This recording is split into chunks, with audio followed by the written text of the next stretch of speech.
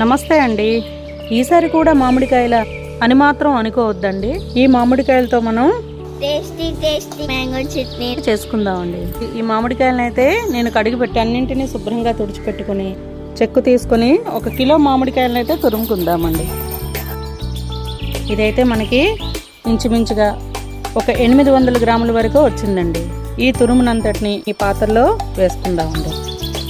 Kilo మామిడికాయలకు kilo బెల్లం అయితే పడుతుందండి. కిలో బెల్లం కానీ కిలో పంచదార కానీ పడుతుందండి. ఏదైనా మీ ఇష్టం. నేనైతే బెల్లాన్ని వాడుతున్నానండి. మీరు పంచదార అయినా వేసుకోవచ్చు.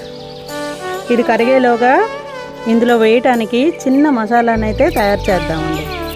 మసాలా కోసం నల్ల జీర, జీలకర్ర, కొంచెం మెంతులు, సోంపు, కాస్త వామునైతే వేసుకుందాము. ఇప్పుడు వీటన్నింటినీ దోరపదునుగా వేయించుకుని పొడినైతే నూరుకుందాం. ఇప్పుడు దీన్ని పొయ్యి పైన పెట్టుకుందాం. ఇలా ఉడుకుతున్నప్పుడే సరిపడా కారం, చిటికెడు పసుపు, అదేవిధంగా ఉప్పుని కూడా వేసుకుందామండి.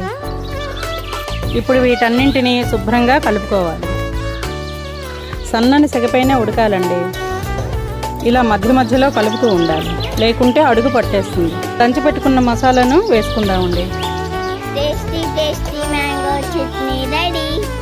యాలకులు అయితే వేద్దామండి. మామిడి చట్నీ అయితే రెడీ అండి. దీన్ని పూరి చపాతీలతో తింటే గనక చాలా అద్భుతంగా ఉంటుందండి.